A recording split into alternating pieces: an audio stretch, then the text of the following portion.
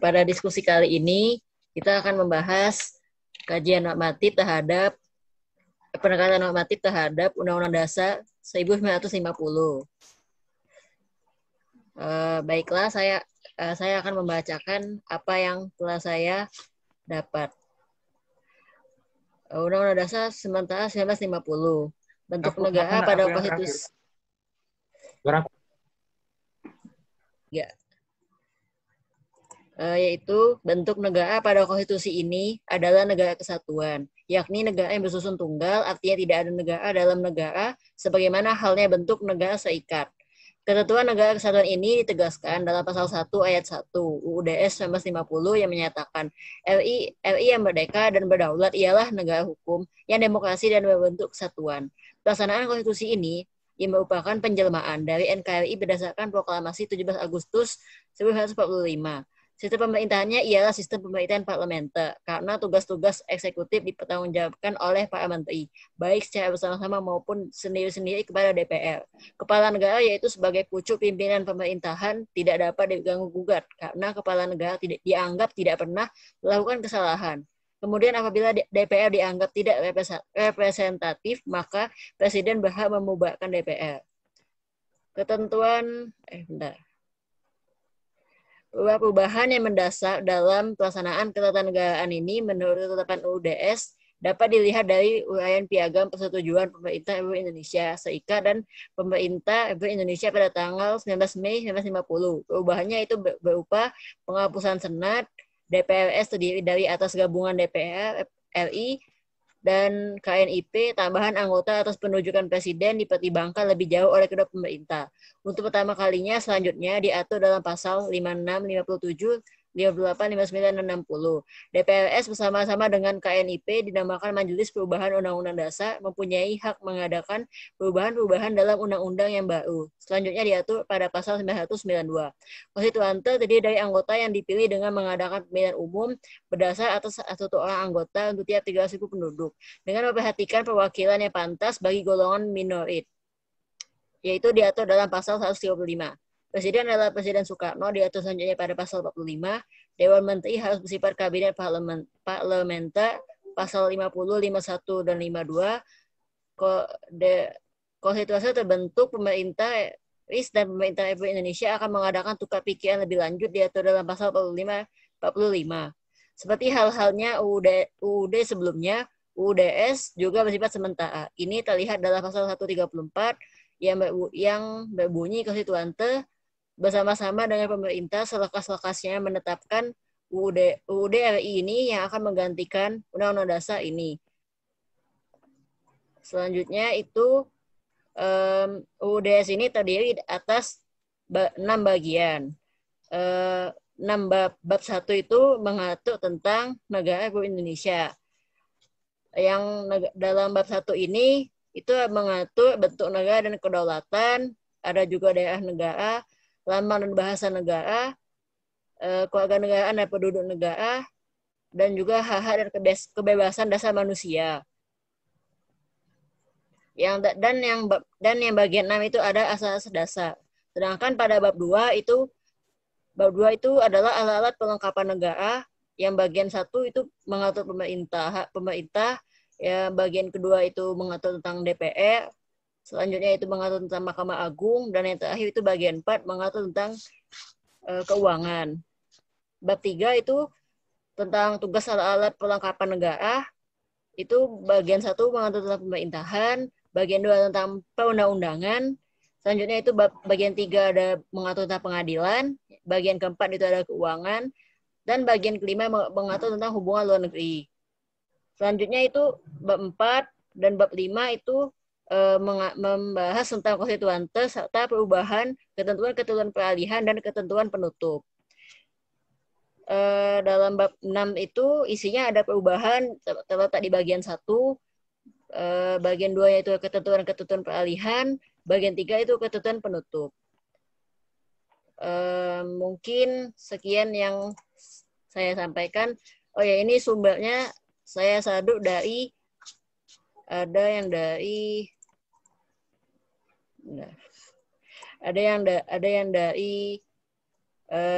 Wikipedia yang versi bahasa Inggrisnya, terus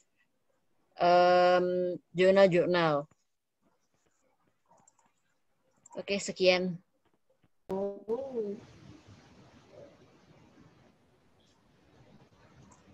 Konstitusi UDS 1950 dengan total 146 pasal. Konstitusi dibagi menjadi 6 bagian utama negara, 3 fungsi instrumen negara, 4 penyelenggaraan daerah dan daerah otonom, 5 majelis konstitusi, 6 amandemen, ketentuan tradisi dan final. Ketentuan utama termasuk 1 hak pemerintah untuk mengesahkan undang-undang darurat yang akan tetap berlaku sampai secara khusus dicabut oleh parlemen. 2 hak presiden untuk membubarkan DPR, tapi harus disertai dengan panggilan pemilu dalam waktu 30 hari. 3 majelis konstituante akan dipilih dengan pemungutan suara rahasia konstitusi. Yang 4 terakhir 28 pasal tentang hak dan kebebasan fundamental yang meliputi persamaan di depan hukum, kebebasan bergerak, larangan semua jenis perbudakan, kebebasan beragama, kebebasan berpendapat dan berekspresi, kebebasan berkumpul, dan hak untuk berdemonstrasi dan mogok. Bagian ini didasarkan pada Deklarasi Universal Hak Asasi Manusia tahun 1948.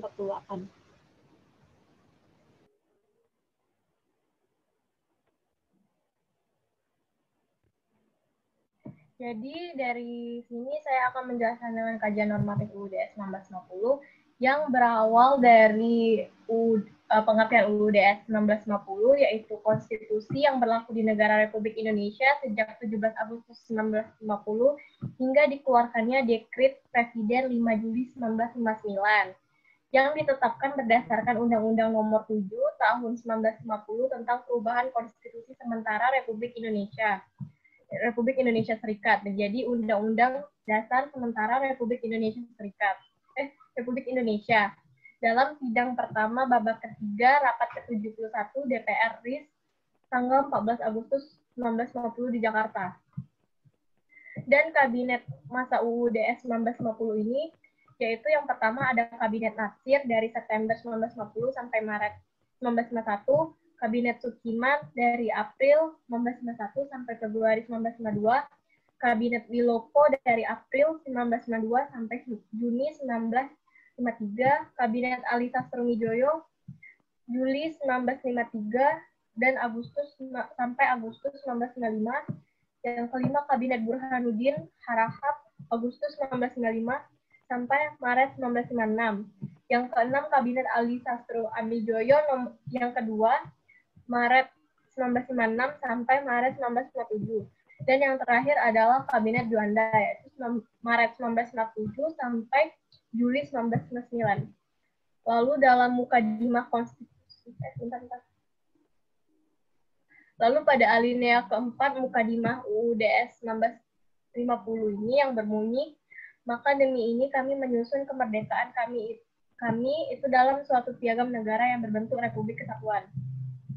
Dan terdapat juga pasal 1 ayat 1 UUD 1950 yang menyatakan bahwa negara Republik Indonesia adalah negara hukum yang demokratis dan berbentuk kesatuan. Lalu Badan Konstitusi yang dimana runtuhnya UUD 1950 ini, pada Badan Konstituante yang bersama-sama dengan pemerintah akan membuat undang-undang dasar yang tetap, yang akan menggantikan UUD sementara ini. Konstituante berdasarkan UUD pernah diwujudkan, di mana pemilu berhasil diselenggarakan pada bulan Desember 1955 untuk memilih anggota konstituante yang diselenggarakan berdasarkan UU Nomor 7 Tahun 1953. Namun Badan Konstitusi yang telah dipilih oleh rakyat dengan segenap kesungguhan hati tidak pernah berhasil membuat sebuah undang-undang dasar. Hal ini disebabkan karena adanya perbedaan pendapat di dalam konstituante. Pertentangan pendapat di antara partai-partai politik tidak hanya di dalam Badan Konstituante dan di dalam DPR dan badan perwakilan lainnya, tetapi juga di dalam badan-badan pemerintah. Terus konstituante telah gagal. Kemudian Presiden Soekarno mengeluarkan Dekret Presiden tanggal 5 Juli 1999 yang memberlakukan kembali Undang-Undang Dasar 1945 sebagai Undang-Undang Dasar Negara Republik Indonesia yang selanjutnya. Dari sini saya mendapatkan referensi dari buku Jimli Asidik, yaitu Konstitusi dan Konstitualisme Indonesia, lalu dari web Kompas juga. Ya, itu saja yang dapat saya sampaikan. Terima kasih.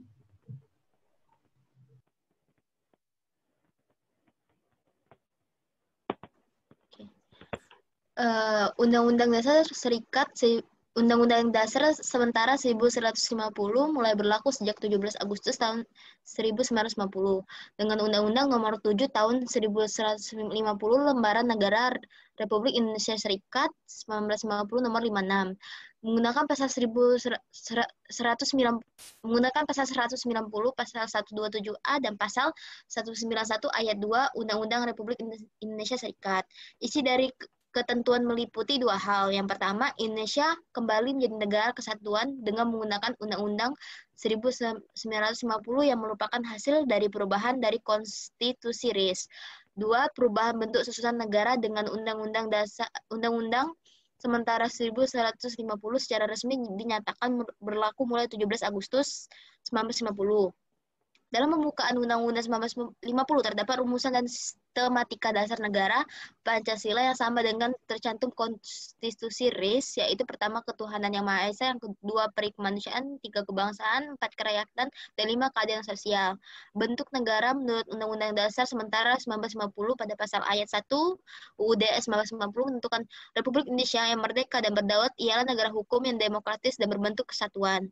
Berdasarkan hal itu, dapat diketahui bahwa negara hukum menurut Undang-Undang Dasar sementara 1950 adalah negara kesatuan, yaitu negara yang bersusun tunggal, atau yang tidak lain ada negara yang ada atau tidak ada negara dan negara seperti negara RIS. Kemudian dalam Undang-Undang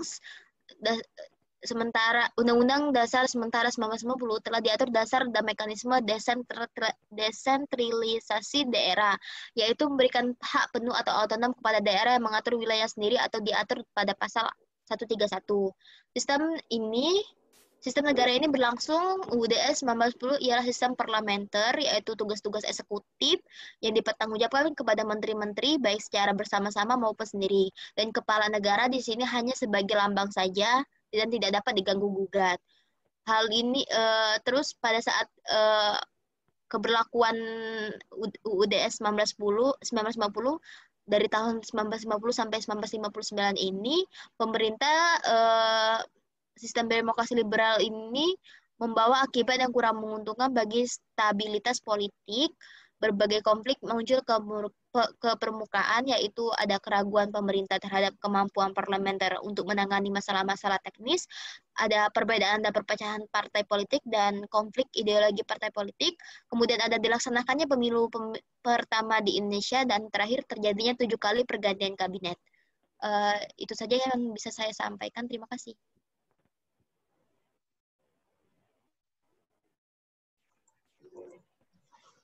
Pertama-tama, saya akan menjelaskan sedikit mengenai penelitian hukum normatif atau kajian hukum normatif.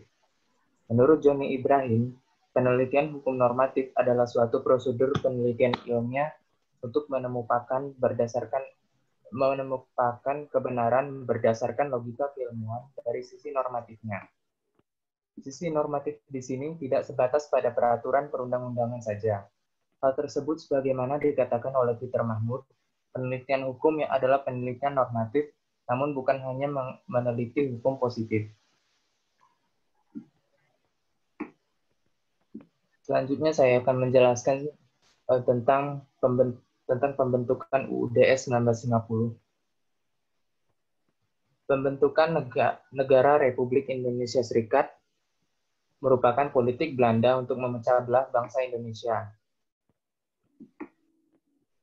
Republik Indonesia Serikat berumur pendek karena tidak sesuai dengan keinginan rakyat yang menginginkan negara kesatuan. Sehingga pada akhirnya dilakukan perundingan-perundingan antara pemerintah Republik Indonesia Serikat dan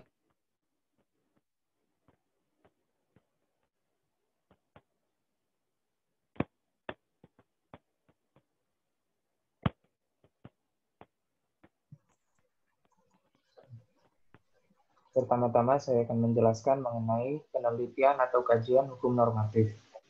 Menurut Joni Ibrahim, penelitian hukum normatif adalah suatu prosedur penelitian ilmiah untuk menemukan kebenaran berdasarkan logika keilmuan dari sisi normatifnya. Kajian normatif memandang hukum dalam wujudnya sebagai kaidah yang menentukan apa yang boleh dan yang tidak boleh dilakukan.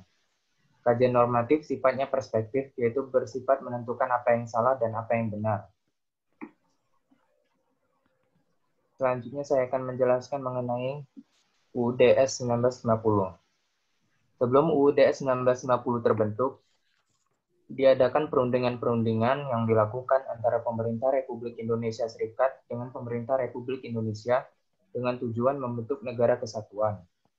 Maka pada tanggal 19 Mei 1950, ditandatanganilah piagam persetujuan antara pemerintah RIS dan pemerintah RI yang ditandatangani oleh masing-masing Perdana Menteri. Selanjutnya dibentuk sebuah panitia bersama yang tugas utama merancang UUDS Negara Kesatuan. Pada saat itu diketuai oleh Supomo dari RIS dan Mr. Abdul Hakim dari RI. Pada tanggal 30 Juni, hasil dari panitia bersama disampaikan kepada pemerintah RIS dan pemerintah RI. Dengan merubah sedikit karya panitia bersama oleh kedua pemerintah, dijadikan rancangan UUDS RI dan diajukan kepada DPR, Senat, dan Banda Kerja KNIP yang tanpa mengamandemen menjadikannya menjadi Undang-Undang Dasar Sementara atau UUDS RI.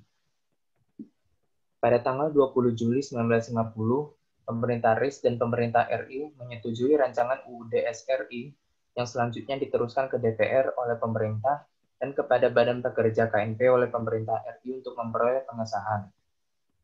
Presiden Soekarno menyatakan terbentuknya Negara Kesatuan Republik Indonesia pada tanggal 15 Agustus 1950 di hadapan Sidang Istimewa BPKMP Yogyakarta. UU Federal yang memuat naskah UUDS RI adalah Undang-Undang Nomor 7 Tahun 1950 dan mulai berlaku tanggal 17 Agustus 1950, seperti yang tercantum pada pasal 11 ayat 1. Dengan begitu, pada tanggal 17 Agustus 1950, kembalilah bangsa Indonesia ke Negara Kesatuan Republik Indonesia berdasarkan Proklamasi 1945. Perubahan-perubahan mendasar dalam pelaksanaan ketatanegaraan menurut ketetapan UUDS 1950 dapat dilihat dari uraian piagam persetujuan pemerintah Republik Indonesia Serikat dan pemerintah Republik Indonesia pada tanggal 19 Mei 1950. Di antaranya adalah yang pertama, penghapusan Senat. Yang kedua, DPRS terdiri dari atas gabungan DPR Republik Indonesia Serikat dan Badan Pekerja KNIP. Tambahan anggota atas penunjukan Presiden dipertimbangkan lebih jauh oleh kedua pemerintah. Yang ketiga, DPRS bersama-sama dengan KNIP dinamakan Majelis Perubahan Undang-Undang Dasar, mempunyai hak mengadakan perubahan-perubahan dalam undang-undang yang baru. Selanjutnya diatur pada pasal 91, 92, dan seterusnya.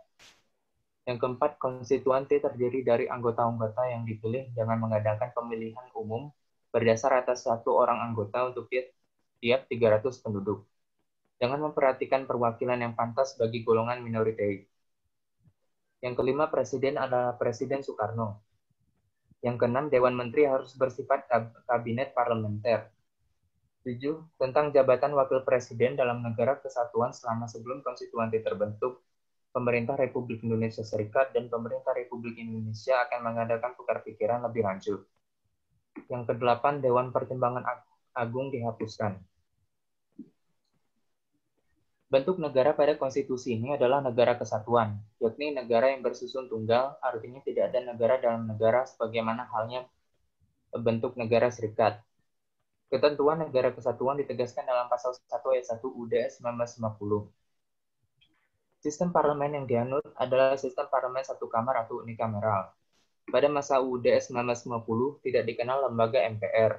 Yang ada adalah lembaga DPR sebagaimana diatur dalam pasal 44 UUDS 1950. DPRS pada masa Undang-Undang Dasar Undang-Undang Dasar Sementara 1950 berjalan selama 5,5 tahun. Mulai tanggal 6 Agustus 1950 sampai dengan tanggal 26 Maret 1956. Dalam kurun waktu tersebut, dari 237 rancangan undang-undang yang dibicarakan, 167 diantaranya disetujui menjadi undang-undang.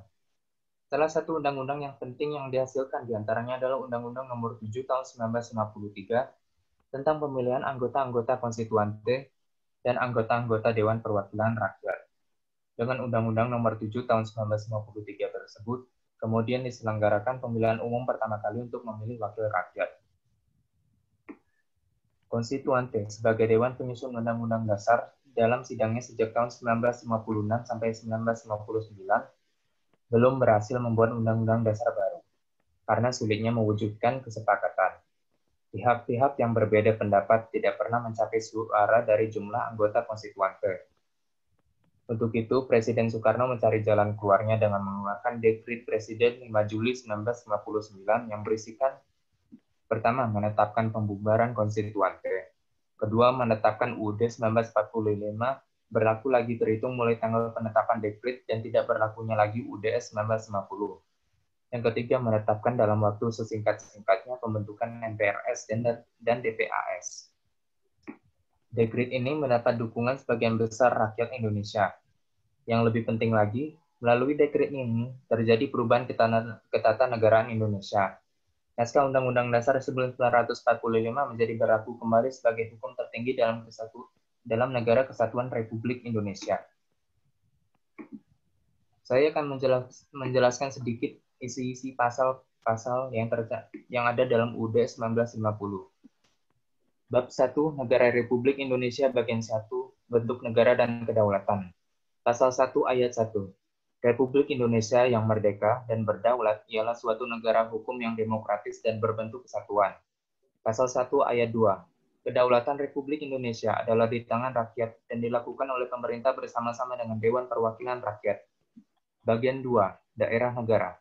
Pasal 2. Republik Indonesia meliputi seluruh daerah Indonesia.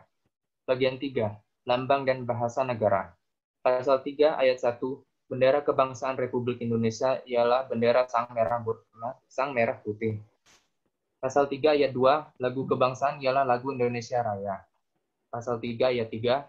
Materai dan lambang negara ditetapkan oleh pemerintah. Pasal 4. Bahasa resmi negara Republik Indonesia ialah bahasa Indonesia. Bagian 4. Kewarganegaraan dan penduduk negara. Pasal 5 ayat 1. Kewarganegaraan Republik Indonesia diatur oleh undang-undang. Pasal 5 ayat 2. Kewarganegaraan atau naturalisasi dilakukan oleh atau dengan kuasa undang-undang. Undang-undang mengatur akibat-akibat kewarganegaraan terhadap istri orang yang telah diwarganegarakan dan anak-anaknya yang belum dewasa. Pasal 6. Penduduk negara ialah mereka yang diam di Indonesia menurut aturan-aturan yang ditetapkan dengan undang-undang. Sekian penjelasan dari saya. Beberapa referensi yang saya gunakan adalah jurnal hukum yang ditulis oleh Muhammad Agus Santoso yang berjudul Perkembangan Konstitusi di Indonesia. Lalu buku Jim Lee Asidiki yang berjudul Format Kelembagaan Negara dan Pergeseran Kekuasaan dalam Undang-Undang Dasar 1945. Dan beberapa sumber yang saya dapatkan dari internet. Terima kasih banyak.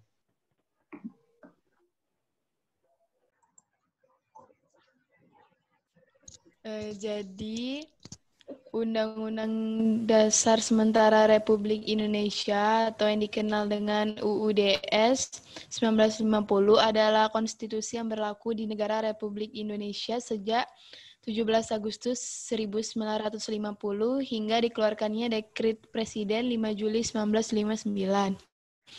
UUD 1950 ditetapkan berdasarkan Undang-Undang Nomor 7 Tahun 1950 tentang perubahan konstitusi sementara Republik Indonesia Serikat menjadi Undang-Undang Dasar Sementara Republik Indonesia dalam sidang pertama babak ketiga Rapat ke-71 DPR RI tanggal 14 Agustus 1950 di Jakarta.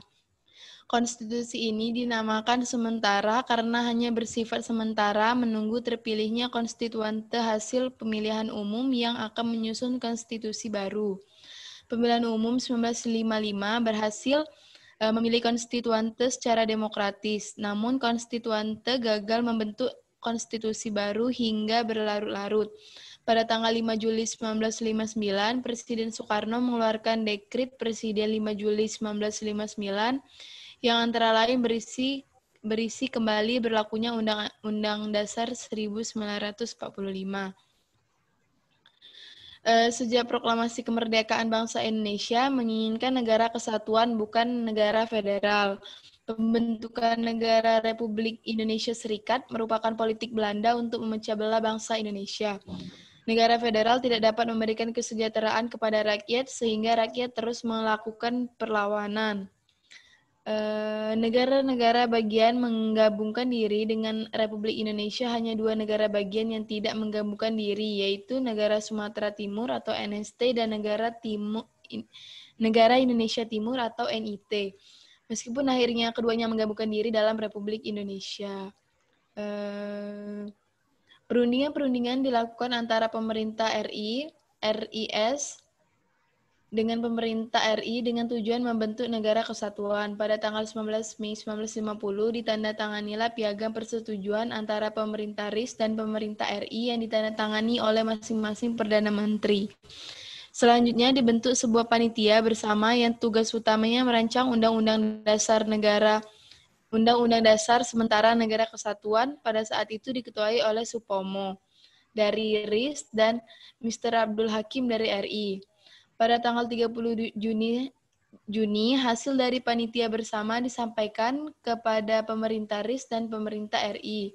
Dengan merubah sedikit karya panitia bersama oleh kedua pemerintah dijadikan rancangan UUDS RI dan diajukan kepada DPR, Senat, dan kerja KNIP yang tanpa mengamandemenkan menjadi undang-undang sementara atau UUDS RI. Pada tanggal 20 Juli 1950, pemerintah RIS dan pemerintah RI menyetujui rancangan UUDS RI yang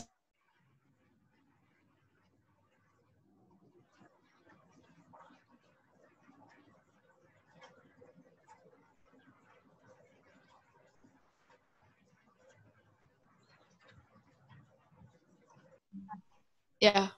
Sambil cek. Selanjutnya, Undang-Undang Federal yang memuat naskah UUDS RI adalah Undang-Undang Nomor 7 Tahun 1950 dan mulai berlaku tanggal 17 Agustus 1950 Pasal 2 Ayat 1. Dengan begitu, 17 Agustus 1950 kembalilah bangsa Indonesia ke Negara Kesatuan Republik Indonesia berdasarkan Proklamasi 1945. Terus perubahan-perubahan mendasar dalam pelaksanaan ketatanegaraan menurut ketetapan UUDS 1950 yaitu 1. Penghapusan Senat, 2. DPRS terdiri dari atas gabungan DPR RI, DPR RIS, dan Badan Pekerja KNIP.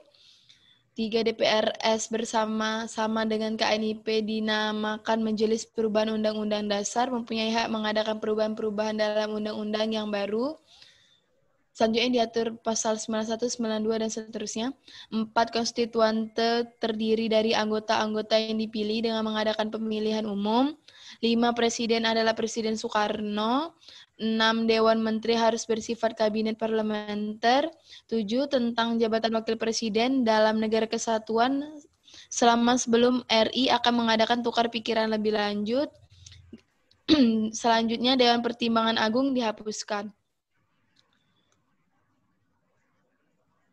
Bersama pemerintah akan membentuk sebuah UUDS ini, kemudian HARI akan membentuk sebuah badan konstituante yang bersama pemerintah akan membentuk sebuah undang-undang dasar yang tetap. Berdasarkan hasil pemilihan umum, konstituante dilantik oleh Presiden 10 November 1956. Dalam Undang-Undang Dasar sementara juga menganut sistem kabinet parlementer, Presiden sebagai kepala negara, pasal 45 bukan kepala pemerintahan. Sekian, terima kasih teman-teman.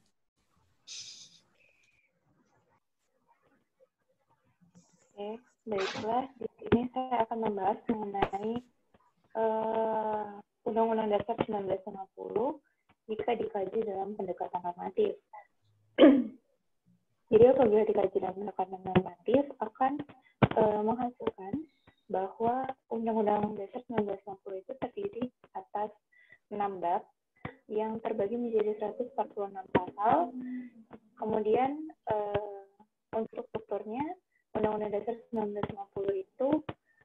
yaitu permukadimah, yaitu pembukaan, kemudian dilanjutkan dengan isi. Lalu untuk pembagian babnya, terdapat 6 bab, yang terdiri dari bab 1, yaitu negara RI, kemudian bab 2 mengenai alat kelengkapan negara, lalu bab 3 mengenai tugas alat kelengkapan negara, lalu bab 4 yang mengatur mengenai pemerintah daerah dan daerah-daerah suara praja, kemudian bab 5 mengatur mengenai konselor, dan bab 6 mengenai perubahan, ketentuan-ketentuan peralihan, dan ketentuan penutup. Kemudian pengaturan lain yang diatur dalam Undang-Undang Dasar 1950 antara lain mengenai alat kelengkapan negara yang terdiri atas Presiden dan Wakil Presiden, Menteri, DPR, MA, dan DPK.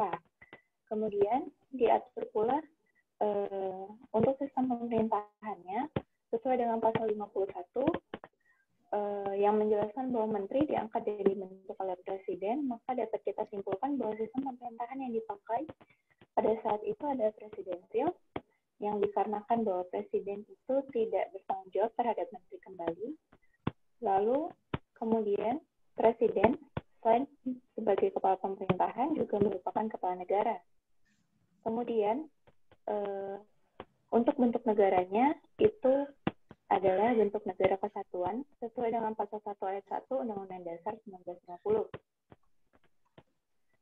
Lalu untuk penyelenggaraan pemerintah dilakukan oleh pemerintahan yang mana pada saat itu ada presiden bersama-sama dengan DPR yang pada saat itu kedaulatannya berada di tangan rakyat. Lalu diatur pula mengenai pengaturan pemerintah daerah yang mana sesuai pada pasalnya itu jadi pemerintahan daerahnya itu dibagi atas daerah besar dan kecil yang memiliki rumah tangganya sendiri atau yang memiliki pengaturan daerah otonom. Kemudian terdapat pengaturan mengenai pembuatan undang-undang, yang mana pembuatan undang-undang itu harus dihadiri sekurang-kurangnya 2/3 dari jumlah anggota sidang. Dan apabila undang-undang itu baru berlaku jika telah diterima dengan sekurang-kurangnya 2/3 dari jumlah suara anggota yang hadir, yang kemudian disahkan oleh pemerintah.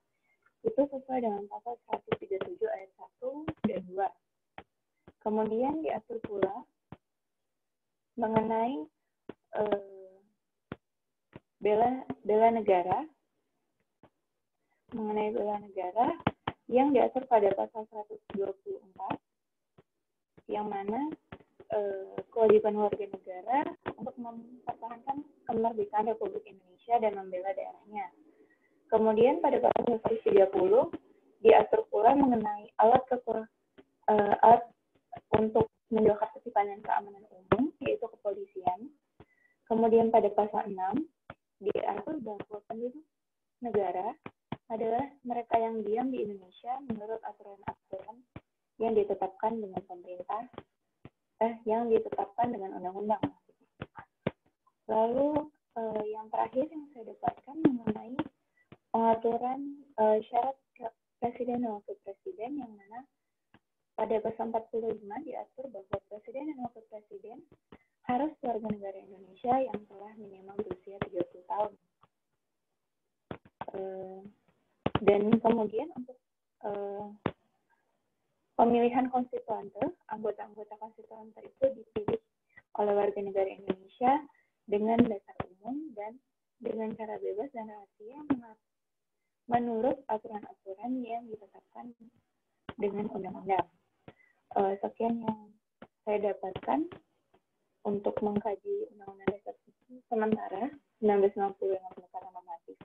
Untuk sumbernya sendiri, saya menggunakan sumber primer, yaitu isi atau substansi dari Undang-Undang Dasar sementara 1950 itu sendiri. Terima kasih. Baik, saya akan menjelaskan bagaimana cara melakukan kajian normatif tersebut. Jadi kajian normatif terhadap Konstitusi UUD 1950 ini melakukan kajian hukum yang dilakukan dengan cara meneliti bahan pustaka atau data sekunder belaka. Kajian hukum tersebut mencakup pendekatan terhadap asas-asas hukum, pendekatan terhadap sistematik hukum, pendekatan terhadap taraf sinkronasi vertikal dan horizontal, perbandingan hukum, dan sejarah hukum. Kajian hukum normatif menggunakan pendekatan perundang-undangan. Hal ini dilakukan dengan menelaah semua undang-undang dan regulasi yang terkait dengan isu hukum yang sedang ditangani. Pendekatan peraturan perundang-undangan adalah pendekatan dengan menggunakan legislasi dan regulasi. Dan metode ini diharapkan dapat menganalisis regulasi tersebut, mengidentifikasi dan menyesuaikan dengan regulasi terkait yang lainnya, sehingga dapat mengetahui kelemahan dan kekurangan peraturan yang terkait dan memperoleh jawaban tentang isu-isu antara ketentuan produk hukum dengan filosofi yang melahirkan produk hukum itu. Bahan dasar kajian normatif yakni bahan hukum primer, bahan hukum sekunder, dan bahan hukum tersier atau penunjang. Sumber bahan hukum primer yang digunakan dalam kajian hukum normatif ini diantaranya UUD 45 sebagai konstitusi dan peraturan terkait lainnya. Bahan hukum sekunder yang digunakan antara lain literatur-literatur berupa buku teks yang berkaitan dengan judul hukum tersier, yaitu bahan yang memberikan penjelasan atau yang mengandung bahan hukum primer dan bahan hukum sekunder. Dalam kajian ini, prosedur pengumpulan bahan hukum yang digunakan yakni studi dokumentasi dengan mengumpulkan bahan hukum berupa penulisan literatur hukum dan catatan untuk memuat kutipan serta informasi lainnya yang dilakukan baik secara offline dan secara online. Bahan hukum tersebut lalu didefinisikan, ditelaah, dan diklasifikasikan agar menjadi data sekunder yang valid. Kemudian bahan hukum tersebut dikelola yang dimulai dengan cara yang pertama yaitu pemeriksaan data, yaitu mengoreksi apakah data yang terkumpul sudah cukup lengkap, benar, dan sesuai dengan masalah. Yang kedua, pendataan data, yaitu memberikan catatan atau tanda yang menyatakan jenis sumber data seperti buku, literatur, perundang-undangan, atau dokumen. 3. Klasifikasi data, yaitu penempatan data, mengelompokkan data yang melalui proses pemeriksaan serta penggolongan data. Lalu yang terakhir ada penyusun data, yaitu menyusun data yang telah diperiksa secara sistematis sesuai dengan urutannya sehingga pembahasan lebih mudah dipahami, sehingga terakhir bahan dianalisis, didefinisikan, dan diklasifikasikan secara sistematis. Baik, itu saja pemaparan dari saya. Terima kasih.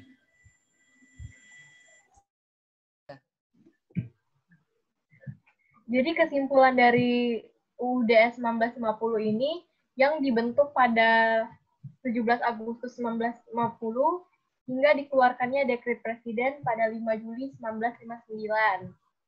Konstitusi ini dinamakan sementara karena hanya bersifat sementara, menunggu terpilihnya konstituante hasil pemilihan umum yang akan menyusun konstitusi baru. Pemilihan umum 1955 berhasil memilih konstituante secara demokratis. Tetapi konstituante yang dipilih ini gagal membentuk konstitusi, lalu membentuk konstitusi baru hingga berlarut-larut. Pada tanggal 5 Juli 1959, Presiden Soekarno mengeluarkan dekret Presiden 5 Juli 1959 yang antara lain berisi kembali berlakunya UUD 1945. Baiklah, itu saja kesimpulan dari saya tentang UUD 1950. Terima kasih.